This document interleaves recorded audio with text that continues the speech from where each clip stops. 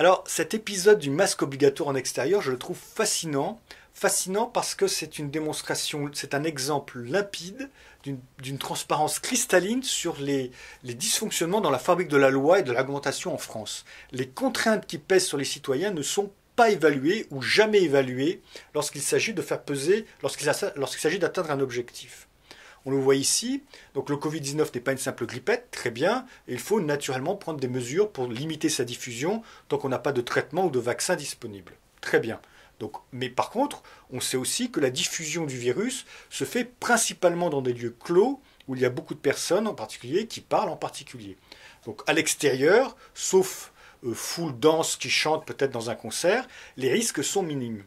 Et pourtant, le monde politique, l'administration, les maires vont imposer sur des superficies énormes le port du masque, y compris à quelqu'un qui marche sur son trottoir, avec personne devant lui, personne derrière lui sur 10 mètres, même qui croise simplement quelqu'un dans un parc. Le masque va être obligatoire dans des superficies énormes.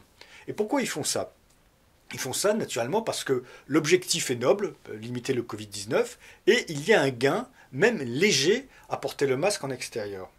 Mais ce qui manque à cette équation, et ce qui manque souvent dans la fabrique de la loi, c'est le coût. Pour évaluer l'intérêt d'une nouvelle contrainte, il faut bien sûr regarder le gain qu'on a pour obtenir cet objectif, mais il faut aussi évaluer le coût. Le coût qui pèse sur le citoyen. Le coût en limitation de liberté, par exemple, le coût en temps perdu, le coût en diminution du confort, le coût en augmentation de la complexité de sa propre vie. Tout ça, ce sont des coûts tangibles qui pèsent sur l'existence de millions de citoyens.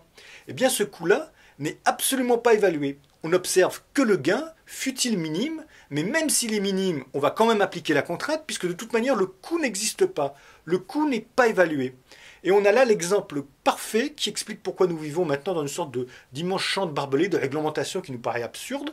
C'est parce qu'à partir du moment où on définit qu'il y a un objectif qui est souhaitable et que la nouvelle contrainte va apporter un gain minime, eh bien, le temps, la liberté, la complexité, le confort, tout ça sont des sujets des non-sujets pour le législateur ou pour la préfecture ou pour la mairie. Les citoyens, le temps des citoyens, c'est open bar sur le temps des citoyens, sur la complexité, sur le confort du citoyen, à partir du moment où un gain, même minime, est identifié en posant une nouvelle contrainte. Et c'est le mal français, et c'est ce qui explique le labyrinthe dans lequel nous vivons aujourd'hui.